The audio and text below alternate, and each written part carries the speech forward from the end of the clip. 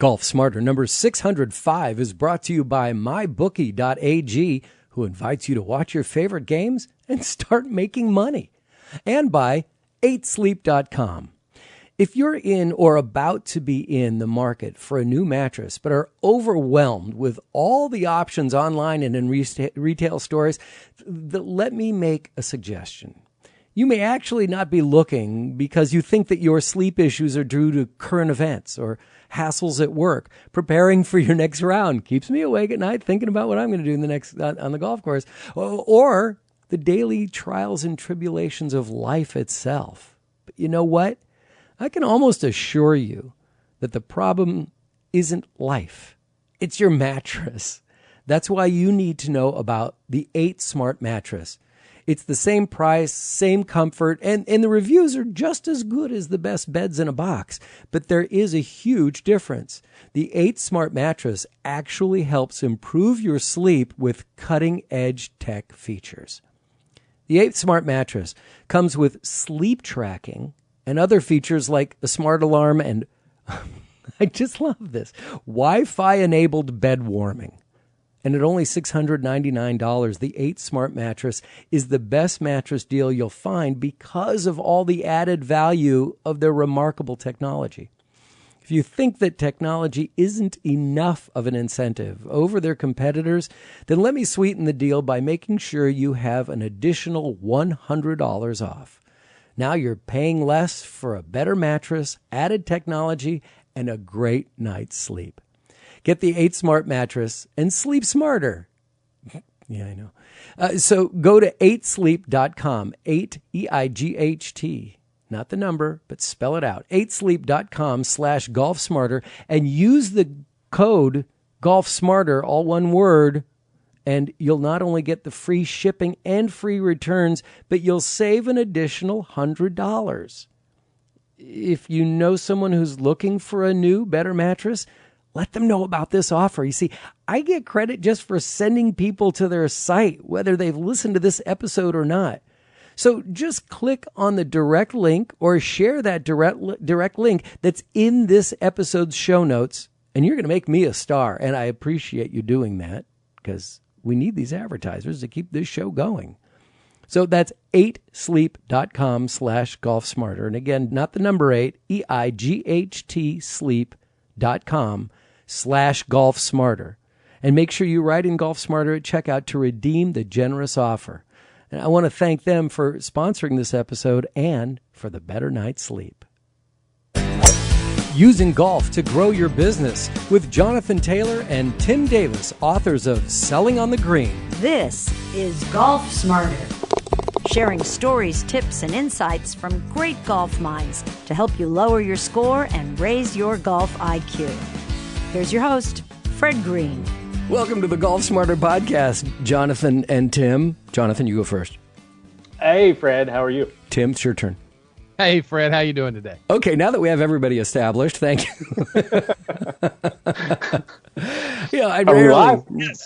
I rarely do two people on the podcast at once, but because your names are both on the cover of this book and you suggested it, I thought, let's give it a try, see what happens. But this is going to be fun. So we're going to talk about this book that you have. How many editions are you out on this now? This is the second edition. That the very first edition was back in 2014, and this is actually the second edition of the book where we've added some content to this book and then made it more. The first edition was kind of a full color that we came out with, and kind of what led to that is we've actually had a number of universities so far that have reached out to us, and we had, I guess what spurred us on to launch the follow-up edition, which is now just a black and white, is that we were contacted around the first of the year by Oklahoma State University, and their business department wanted to order several copies of this, I think around 60 or 70 for one of their courses, and so they had contacted me and said, what's the cost on this? And so, after letting them know, because it's a full color edition, a little bit higher price, so I couldn't get the, we still didn't have, at the price that we were selling the book, we weren't getting the kind of price that we needed to, and realized, if we're going to be selling these in bulk, from this point on to other, universities and business establishments that want to order lower the cost of the book. Yeah. You got to lower the cost. And the way, the only way to do that is make it black and white. Yeah, black and white. Absolutely. Colors. A friend of mine once told me that if you're going to write a book, do something that can be used at universities. That's an annuity. That just every year they start selling more copies, and it just a check. That's awesome. And there are some great business schools. Forget the graduate business school course. Like my younger son went to USC, the Marshall School of Business, and he got a phenomenal business degree. And now he's a golf maniac, and it's not because of his degree. It's because of the work that he's doing. But the topic of this, we've talked about the book. People are going, what is the book already? Right. The book is called Selling on the Green, and it's one of my favorite topics that I rarely talk about on this show. But I think it's such an important topic for this kind of this program, which is Selling on the Green is the name of the book. The Art of Building Trusted Relationships and Growing Your Business on the Golf Course. It's doing business on the golf course, which everyone thinks they're doing. But are they? I'll let you attack that one. Well, to give you a little background, I'll let Tim chime in too, because he's got his own unique persona and his own unique way of kind of positioning and marketing, because Tim has a marketing background and he's very good at what he does. I want him to share some of his story, but Tim and I talked about this book, I guess it was back in 2013. We discussed the idea for a book. I thought, man, this would be a great topic. Very seldom do you see a book that's all about selling as it relates to the game of golf. I mean, you see a whole lot of selling training programs out there, books out there on selling, and then you see a lot of great books on golf. But when you combine the two, very seldom do you see a book that, talks about the effectiveness of, sales as it relates to relationships, building relationships on the golf course. And I taught with Tim. I gave, this idea popped into my head. I gave Tim a call and said, man, what do you think about this, an idea for a book on golf and selling? And of course, Tim was like all on board. And so we wanted to get this book done in a relatively short time. We didn't want to sit down and write, a 200-page book. So we thought, maybe the best way to put this book together is to talk to other people, like other business professionals out there like ourselves, who love the game of golf and are not necessarily, super great golfers, and some are, but just love the game as it relates to being a tool in their business and how they use it to, as a relationship tool. Because, as one of my all-time favorite books by Tim Sanders, The Likability Factor, talks about, building. One of the ways that you build trust is through friendliness, relevance, empathy, realness, authenticity. And so in order to develop true, a deep, lasting relationship, you have to really spend time with people.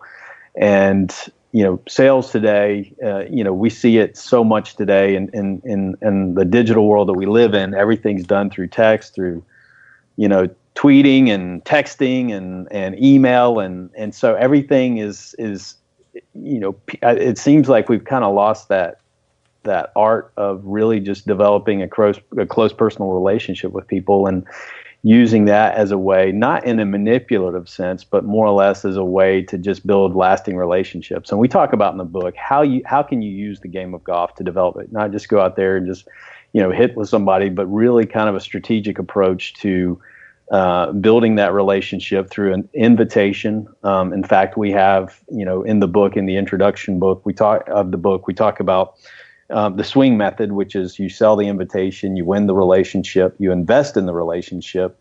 At that point, do you notice the opportunities after you have built the relationship and finally you gain the sale? So, but it's not a way of inviting somebody on the golf course and then trying to sell to them while you're there. The whole purpose is to develop a relationship, ask questions, talk to people, get to know them, learn about their family, learn about their, what they love to do outside of business and so forth. And that's really the way you use golf, as a way to just, get to know people and build those relationships. And I found that the golf course allows you to ask questions that you wouldn't necessarily ask in a business meeting or in an email address, like with a new relationship, like asking about the family and asking about your hobbies and, other things that you do beyond golf, if there is anything else.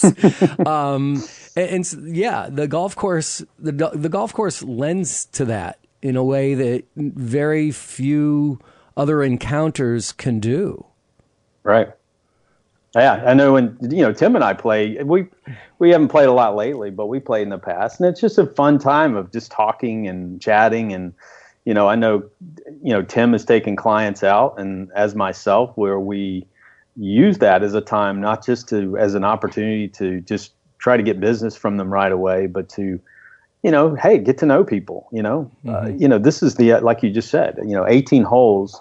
There's no other, in my opinion, there's no other environment. You can't go to a business lunch. You can't sit down with somebody over coffee and really develop the kind of, develop the kind of understanding and you walk away after 18 holes with someone, you really feel like you know them a little better and a little more about, their likes, dislikes. And those are just opportunities to continue on, even after that initial meeting on the golf course. You've got a lot to go with there, right, for developing a future relationship. I've racked go ahead, Tim. I'm sorry. You're here? I forget. Yeah, I'm here. Hey, everybody. Go ahead, Tim. You need to talk. Okay, we'll let Tim talk. Gosh. Okay. See, there's a couple things about the golf course, right? Number one, when you take somebody out the golf course, we all have skeletons in the closet, like how bad our swing really is. And once you take them out on the golf course and you realize that, they're locked into that relationship forever because fear of you might tell their buddies really how bad that golf swing is. The other thing that you get to do on the golf course too is say this statement and really try it. Like, hey, watch this. You can't really say that in a restaurant, right? Hey, watch me do this in the restaurant. But no, like, hey, watch me try to take my 4-iron, like Tiger Woods, over 230 yards over that, by the tree and bounce it off the watershed into the hole. Check this out. Those are the kind of things that happen on the golf course. But let me say it this way. See, people don't always retain or remember information, but they always remember an experience. Yep. And that's a huge part of it.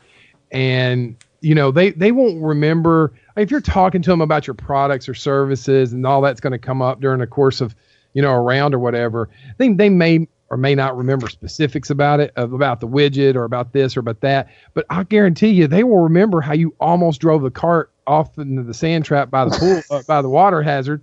They'll remember that. They'll be talking about that for years. Oh, they'll even talk about a great golf shot. Remember absolutely. that time you almost hold it or hit the stick on your chip? I mean, that kind of stuff. Yeah. They'll remember all the experiences, both good, bad, funny. They just will not remember all the information. And I think that's a big point to make, that you can't get an experience from a business meeting in a boardroom or at a lunch. You can get a business experience from an activity like golf. Absolutely. And let me tell you, people that play golf with Tim will never forget their experience playing golf with Tim, because Tim, you got to share. Tim always wears some of the wildest stuff on the golf course. I was looking at the picture of Tim on the back and went, oh, he wears loudmouth pants. Absolutely. I have a pair that I don't have the guts to wear on the golf course. Well, you just got to man up, Fred, okay? You just got to man up and get on the golf course with those britches, as my mama used to call them, okay? Thank you, Mama. Thank you, Mama. I have some sort of a simple rule to selling, and my very first basic part of selling is to create a conversation. Well, it's difficult, right? It's difficult. Salespeople get in their mind so much, like somebody needs to give me a script to open the door with this person, right? Mm-hmm. What should I say? Mm-hmm. And they get all mentally messed up because they're trying to figure out, like, what should they say to engage somebody in a conversation? Let me tell you what I've learned. If you wear crazy britches, right, or some really outrageous shoes, people come talk to you. People come talk to you. And it's a lot easier to get involved in a conversation when somebody goes, hey, man, let me tell you a story. Please. Because So I'm not buying it yet. So go ahead, okay, please. I understand. Okay, I'm strange enough as it is that people go, "You are such a goofball. I can't believe you're wearing those pants." but yeah, I'm going to totally walk you through this. Please, okay, please. all right. Close the deal on me. Here's the deal.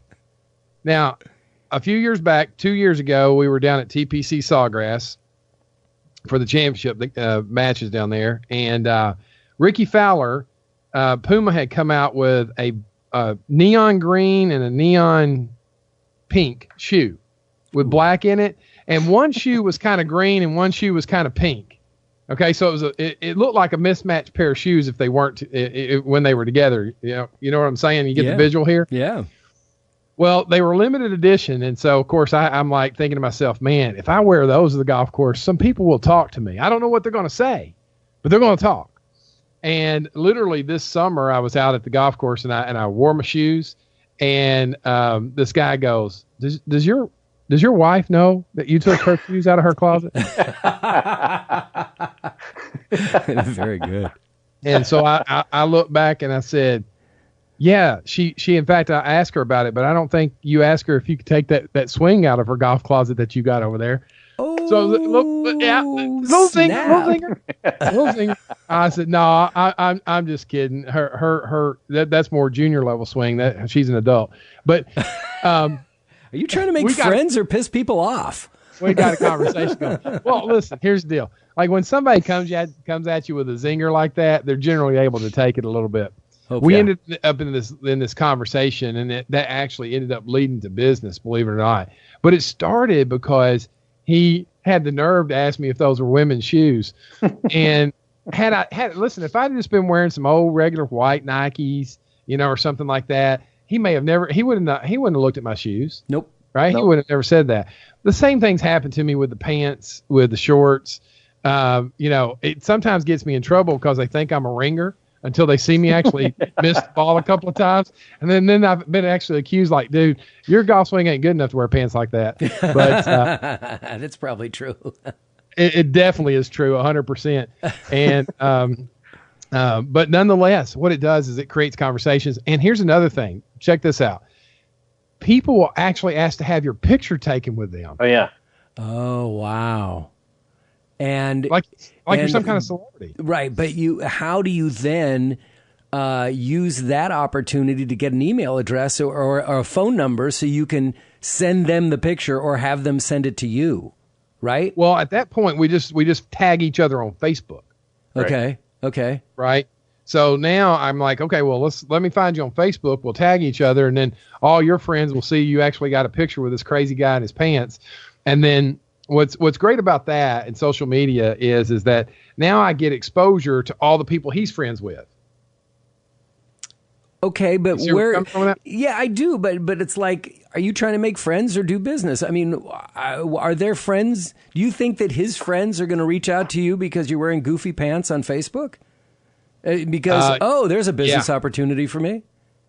Yeah, absolutely. Because really? It's happened.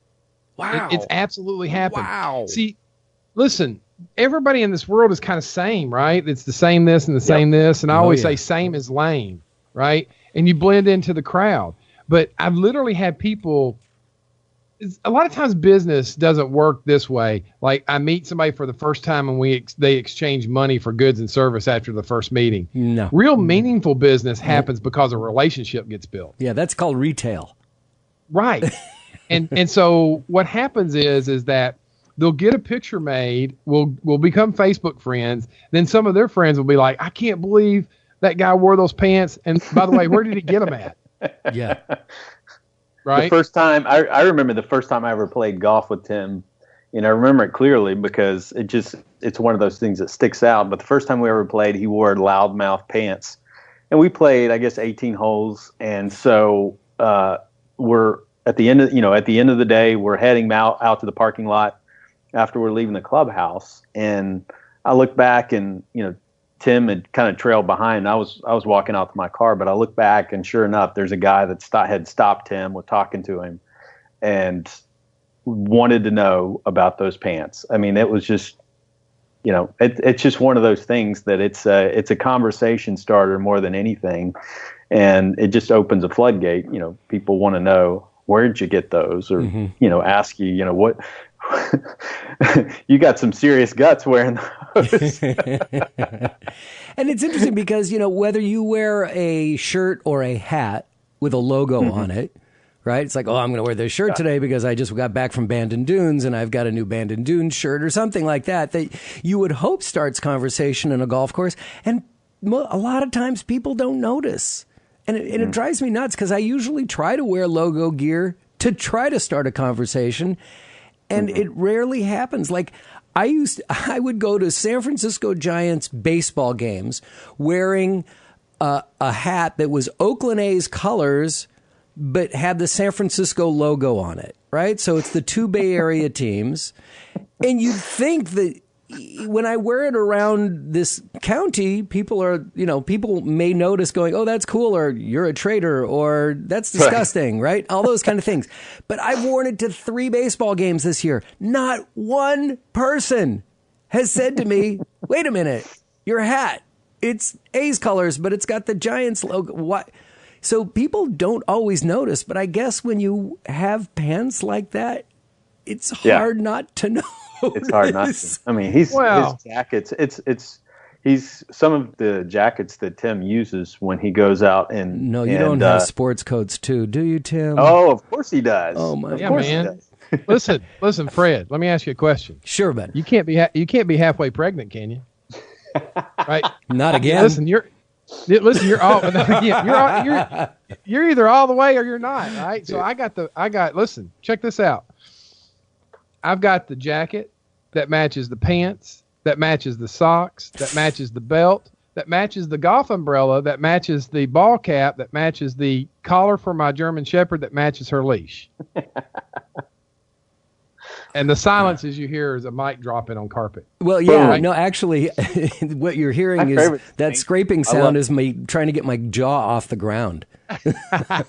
My favorite jacket he wears looks like he had run out into a paintball match and he just got shot up. Those are the pants that he's wearing on the back cover of the book, aren't they? Yeah.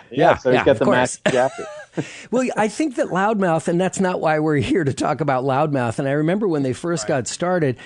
And I think they're a phenomenal example of if you don't have, let's reword that. If you have a recognizable tour player using your product, whatever it is, from a ball to a club to a hat to a pair of pants, if you don't have somebody on the tour wearing it, it's not going to get noticed, right? I was playing like these phenomenal golf balls, Dixon Earth golf balls, right? And they're eco-friendly golf balls. They've never gotten on the tour. It's a fabulous product. And it's eco-friendly. It doesn't damage plants or animals when you lose them, which we do lose golf balls. But once Big Dog started wearing those pants, it changed everything for that company, right? I mean, it certainly did help them. But again, I think it, and when we get right down the heart of it, I try to be intentional, and I think Jonathan would agree with this. You want to be intentional about your efforts. And it's just a way to open up some conversations that can lead to opportunities. And that's where you got to really improve your sales skills, to listen to what people are actually telling you and find a way to connect on some kind of common ground. The pants are just a conversation starter. Sure. But from there, you want to really develop your listening skills. And then what I call your opportunity radar, which is something that as somebody's talking about their life and things like that on the golf course with you, you find ways to serve them, right? Serve them with your products and services and things like that. But you got to really listen to them. To me, the shoes or the pants, that's just my way of opening up. And to some degree, golf is a fashion sport. Look at, the other major brands. Every year they come out with new shirts. Like we really need a new shirt. Yep.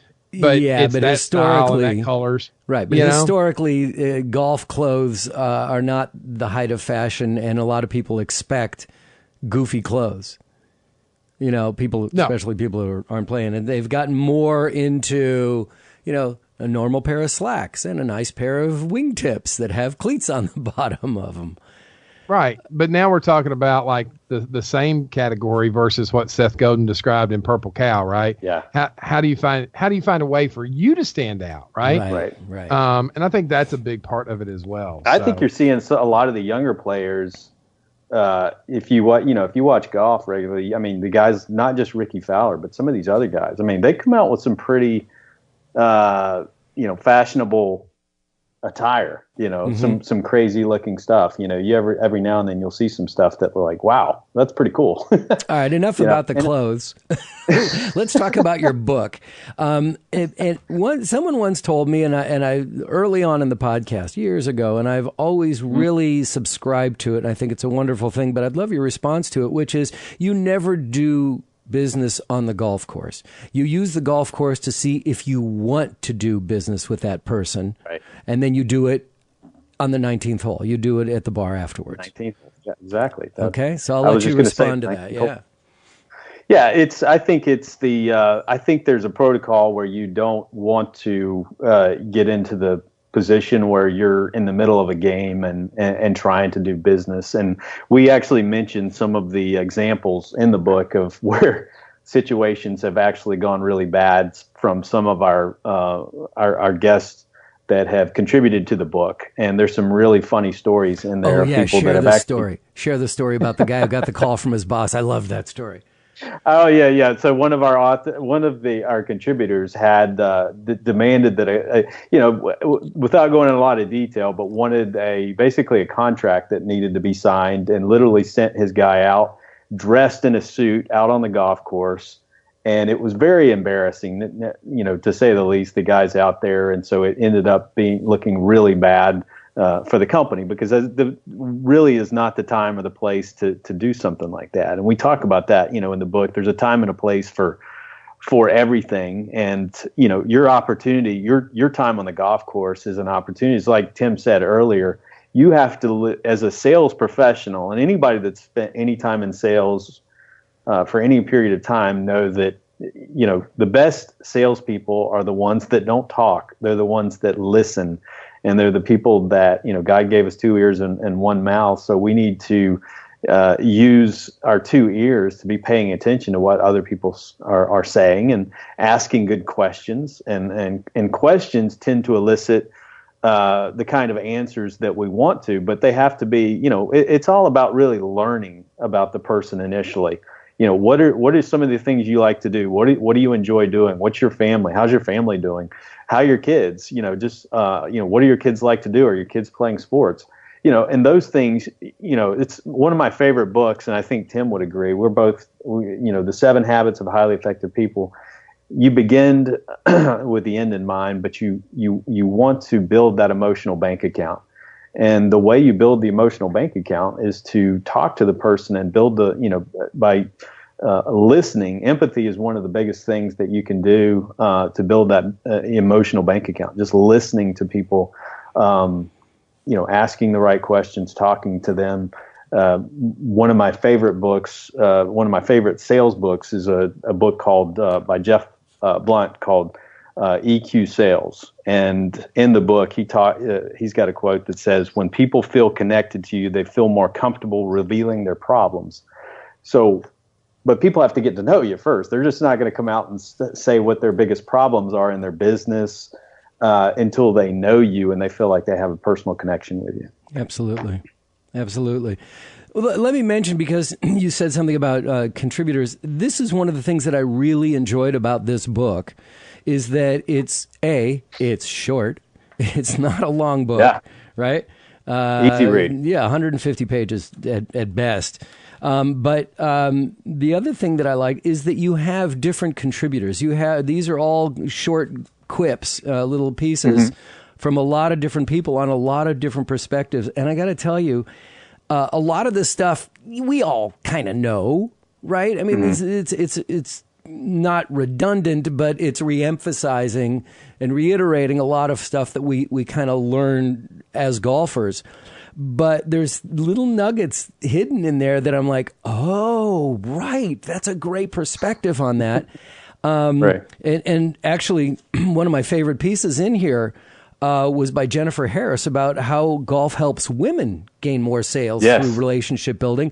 And I was blown away. I mean, I started reading this one to my wife. She goes, I'm busy. Stop talking. but it's like, she said here, the obvious here. This is the obvious part. What if I told you that you could learn as much about a person in 4 hours on the golf course as most people learn in 5 years in the business world? Now, we've already discussed this. But her next comment, furthermore, executives who play golf make 17% more on average than those who don't. Now, it's quoting The Economist from 2011, and who knows what the number is now. But the fact that kind of blew me away. 17% because they play golf? And is that because they're upper level management type of thing, or is it because they're better salespeople? How do you justify that number? I don't know. Go ahead, that's a good one. I mean, I think if you're intentional about who you go golf with, when I'm coaching in the world of sales and I coach full time sales professionals in the mortgage industry, I'm always encouraging them to say, hey, listen, there are a lot of people you can earn your business from, but you're always going to be best served to build relationships with people that are established and have a high degree of influence in a large customer base, because you can have fewer of those relationships and a much more rewarding career.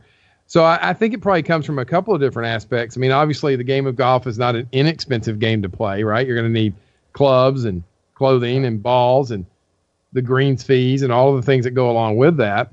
And so most of the time, I would imagine you're probably selling or working in a higher ticket product. Well, plus you have to have the time. Yeah. Correct. And the ability, someone to say to you, yeah, it's okay, go play golf with that guy today. Right. So you're probably an independent business owner or an independent sales professional. Or you're in real estate. Or you're in real estate. Yeah, right. I mean, an insurance agent would have to, would struggle on the golf course because their earnings per sale are lower than, someone in real estate. They can't afford to invest 4 hours on one person in a day like that. Yeah. Absolutely. Right. But if I'm in real estate and I take you out to play golf and you see the houses at the club we go to and you're like, I'm really interested in purchasing one of those, and it's $800,000 and my commission is $24,000, I probably am going to buy the round for you. Right. So I think that has a lot to do with it. Yeah. My son, who's in commercial, actually multifamily real estate, he didn't play golf growing up very much. He got me started on the game and then he just disappeared from it. But as an adult, he is playing more than I am in better courses than I am, which really upsets me. And he won't invite me to be with any of his friends. But it's amazing how that industry, it's so important for him to be able to play golf. Because like next in 2 weeks, he's all expense 4 days at Bandon Dunes. It's like, really? Yep. You creep. But I'm going to go back down, and then I'm going to go down a little bit more on Jennifer Harris's thing. Again, this is stuff that we know, but I just love the way she put it when she's talking about building trust to open deals, size up clients, and women using golf as a business tool. They need to understand the basic principles. Once these are mastered, the game opens the door to increase sales and more clients. And this, I love this line. To build trust in the golf course, you must do two things. And forget about business. This is if you're new to golf and you're bringing somebody out who's not experienced, this is what you want to share with them. Have great etiquette and exhibit integrity. Right? And to do that, you need to focus on four things. 1, be safe on the course. 2, respect your playing partners. 3, take good care of the course. And 4, play fast. That's amazing advice. Yeah. Don't walk in front of the person. Yeah. When they're about to take a shot. Please. Or behind them. Right? Right. It's more than just walking on the line on the green. There's a lot that goes on with it. That's a great piece. I just love that so much. Yeah. And real quick, Fred, let me back up and just say, golf, people think of it in terms of if you're in business and you're sometimes you're thinking in terms of your clients, but golf is from a strategic standpoint, developing those strategic partnerships in your business that, somebody may be, you may be, let's say the insurance business you mentioned earlier. Okay. So you're, insurance is a transaction by transaction. So, somebody that's in the world of insurance may want to partner or develop a strategic relationship on the golf course with somebody within a different industry that may be able to help each other. Somebody who is a realtor or, a real estate agent or broker or a mortgage person that they could, develop a strategic partnership. So it doesn't always have to be, you going after that person that's a potential client. Sometimes it's finding those strategic partnerships that you can use and help each other, in building your business. Great. I'm just really impressed with this book, and I think it's an important one for a lot of people to have. I really do. Wow, we've already exceeded 30 minutes. Tell people how to get in touch with you if you have, or find the book if they have any questions. Yeah, you could go to, you can get the book on Amazon. It's a bestseller. You go to Amazon.com, look for Selling on the Green, or you can go to sellingonthegreen.com, which is our website. And also for your listeners, Fred, if they would like to get, we've got, we mentioned the audios earlier, so we have a whole set of audios called Business Lessons from the Golf Course, and they can get that by going to sellingonthegreen.com/audios. And you just sign up, and then you'll get a number of interviews. And some of these are some of our co-authors that were in the book. Some of them are some of Tim's lessons on marketing. And some of these are really good that he's put together. So I think in all, it's like 12 audios that are just full of great content that people can access for free. And then they can also find the book at sellingonthegreen.com. Fabulous. Tim, anything else you'd like to add? I just think it's really awesome of you to have us on here, Fred. And thank you for all the kind words you said about the book. And I really enjoyed it. Well, good. Honestly, I'm glad really you did. did. I'm glad it's in my library. That's awesome, and that's, I think, at the end of the day, when Jonathan reached out to me, it's something we're passionate about. And it's just wonderful to hear the stories of how it's impacting people, and they're getting these nuggets from it. And, it's just one way that, the game's given to us, and we just pay it forward. So thank you so much for taking time and having us on as guests. It's really, really kind of you. As I mentioned, what I enjoyed most about this book is that it has a number of short essays and stories, not just two guys telling of their experiences. So you get a lot of different perspectives. And I think that's important when you're talking about businesses, because everybody's business is different. But it really is about relationship building, and this is a valuable book. And guess what? They've provided me with a small box of these books for you to have. Here's all you have to do to get one. I'm not going to make it difficult. No contests here. Just write a review for Golf Smarter. And you don't have to write a generic review. You do not have to write one of those generic reviews if you don't want to. Write a review about this episode, or any episode that you remember, or where you feel like you've learned something, you got something out of it, or just write about one of our guests that, he connects with you, she connects with you, she speaks to you, and you've taken something away from it. So it's just a way of letting other podcast listeners know why they need to check out Golf Smarter. We're very lucky that we have that intuitive search in iTunes and in the podcast app, that when you type in Golf Smarter comes up first. But it's not as good as word of mouth, and your review is perfect word of mouth. So once you post the review, send me an email and address it to fred@golfsmarterpodcast.com, and then include in your email to me your name, your mailing address, and a copy of what you wrote and where you wrote it, so I can go and confirm it. And once I've done that, I'm happy to send you the book for only my cost of shipping and handling, which is less than $5 a book in the continental United States. If you live outside of the U.S., it may cost a little more, and I'm happy to discuss it with you via email. But it's that simple. Write a review for Golf Smarter Podcast and get the book called Selling on the Green, The Art of Building Trusted Relationships and Growing Your Business on the Golf Course, with Jonathan Taylor and Tim Davis. That's all it takes. And as always, I truly appreciate your kind words and the continued support. Now, last week, I mentioned and I introduced you to mybookie.ag, the safest place to play. Now that you've been thinking about it a little while, let me ask you this. Are you a sports fan? Beyond golf, let's get away from golf because their season's over right now. But seriously, do you watch games on TV? Well, my two favorite times of the year for sports is right now and at the beginning of spring. But right now, NFL teams are starting to establish their identities. The NHL and the NBA seasons are about to begin. Go Warriors! And my favorite time of the year, the baseball playoffs. Well, if you're into any of those and are planning on watching the games, then it's time to start making money. Yeah, MyBookie is the industry-leading website that hooks you up for all your betting needs. And with their great odds, fast payouts, and decades of expertise, you can bet with confidence. Like this season. For me, neither of my baseball teams are in the playoffs. Actually, they both ended up in last place in their divisions. Okay, so they both suck, but it doesn't mean I didn't have a chance to win because I swallowed my pride and I bet against them. But you know what happened? They lost. And I won. Your team doesn't have to win. All they need to do is cover the spread. So what are you waiting for? Lay down some cash and win big today. You do realize that where you bet is as important as what you're betting on. That's why I'm urging you to make your way to mybookie.ag. Don't take my word for it. Forget that. Just check them out for yourself.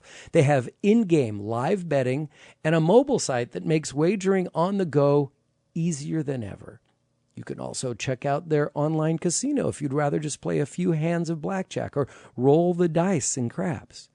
So join MyBookie now at mybookie.ag, and they'll match your deposit with up to a 100% bonus. All you'd need to do is use the promo code GolfSmarter, one word, GolfSmarter, to activate this incredible offer. MyBookie.ag, promo code GolfSmarter. You play, you win, you get paid.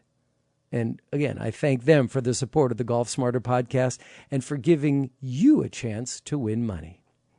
If you have any questions, comments, or suggestions, or you want to write that review, please click on the Hey Fred button at golfsmarter.com.